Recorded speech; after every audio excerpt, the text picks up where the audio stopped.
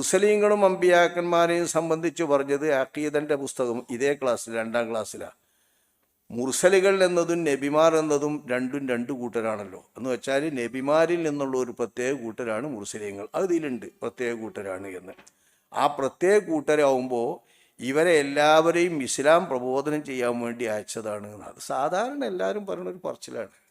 സാധാരണ എല്ലാവരും അങ്ങനെ പറയുന്നത് അമ്പിയാ മുർസലീങ്ങളെ 1,24,000 അയച്ചിട്ടുണ്ട്, അതൊക്കെ പ്രബോധനം ചെയ്യാൻ വേണ്ടി അയച്ചതാണ് എന്ന് പറയും.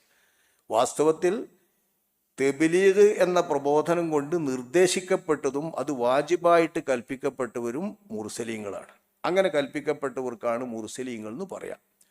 വഹി അല്ലാഹു തആല നൽകി ആദരിച്ച് അറിവ് നൽകിയ എല്ലാ ആളുകൾക്കും നബിമാരെന്നും പറയും.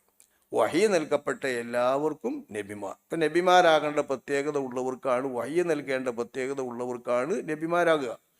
അവരൊക്കെ പരിശുദ്ധന്മാരാണ്, മാസൂമുകളാണ്.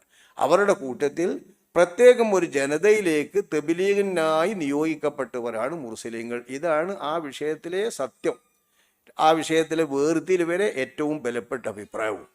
ചില അഭിപ്രായത്തിന് നബിമാരും മുർസലീങ്ങളൊക്കെ ഒന്നാണ് എന്ന് പറയുന്നവരുണ്ട്, അമ്പിയാ മുർസലുകൾ. പിന്നെ എന്തുകൊണ്ട് ആ വ്യത്യാസം വരാമെന്നില്ല, രണ്ടും ഒരുപോലെയാണ് നിർവചനം എന്ന് കാണുന്നുണ്ട്. അഭിപ്രായ വ്യത്യാസം വേറെ ഏതെങ്കിലും നിലയ്ക്ക് വരേക്കും. അപ്പോൾ പൊതുവായി പറഞ്ഞു വരുന്ന ഒരു ഭാഗം 2ാം ക്ലാസ്സിലെ കുട്ടിയൊക്കെയാകുമ്പോൾ പറഞ്ഞതായിരിക്കും. അത് സൂക്ഷ്മമായിട്ട് നോക്കേണ്ടതില്ല.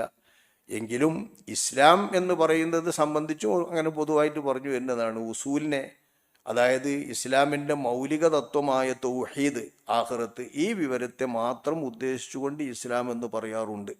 അങ്ങനെയാണെങ്കിൽ മുൻ വർഗ്ഗക്കാർക്കൊക്കെ ഇസ്ലാമുണ്ട്.